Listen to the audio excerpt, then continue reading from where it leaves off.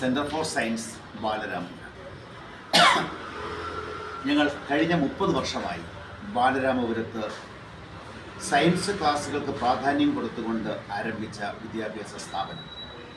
തുടർന്ന് 8 മുതൽ 10 വരെയുള്ള സ്റ്റേറ്റ് സിലബസിലെ കുട്ടികൾക്ക് ട്യൂഷൻ നൽകിക്കൊണ്ട് ഞങ്ങളുടെ സ്ഥാപനം മുന്നേറുകയാണ്. ഇപ്പോൾ ഞങ്ങൾ 5 മുതൽ 10 വരെയുള്ള സ്കൂൾ ക്ലാസ്സുകൾ സ്റ്റേറ്റ് സിലബസിലുള്ള കുട്ടികൾക്ക് ക്ലാസ്സുകൾ നൽകുന്നു. ഈ വർഷം മുതൽ ഞങ്ങൾ +1 ഹ്യൂമാനിറ്റീസ് ക്ലാസ് ആരംഭിച്ചു. +1 science, +1 humanities, +2 science, +2 humanities centre for സയൻസിൽ നടന്നു വരികയാണ്. വളരെ കൃത്യമായി അച്ചടക്കത്തോടുകൂടി ഞങ്ങൾ ക്ലാസ്സുകൾ നടത്തി വരുന്നു. അധ്യാപന രംഗത്ത് വർഷങ്ങളുടെ പാരമ്പര്യമുള്ള ആത്മാർത്ഥതയുള്ള അധ്യാപകർ ക്ലാസ്സുകൾ കൈകാര്യം ചെയ്യുന്നു.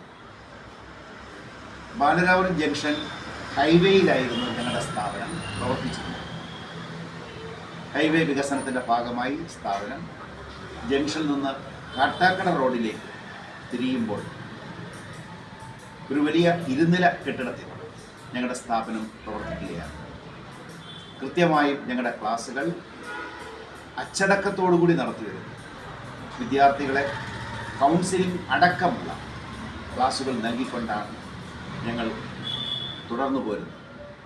2026 വെക്കേഷൻ ക്ലാസ് ഏപ്രിൽ 6-ാം തീയതി രാവിലെ ക്ലാസ്സുകൾ ആരംഭിക്കുകയാണ്. പ്രിയമുള്ള എല്ലാ രക്ഷകർത്താക്കളും വിദ്യാർത്ഥികളും ഞങ്ങളുടെ സ്ഥാപനത്തിലേക്ക് വരണമെന്ന് അഭ്യർത്ഥിക്കുകയാണ്. സ്ഥാപനത്തിൻ്റെ ക്ലാസ്സുകളെക്കുറിച്ച് അറിയാൻ ഇനി പറയുന്ന ഫോൺ നമ്പർ, കോൺടാക്റ്റ് നമ്പർ നിങ്ങൾ കുറിക്കണം.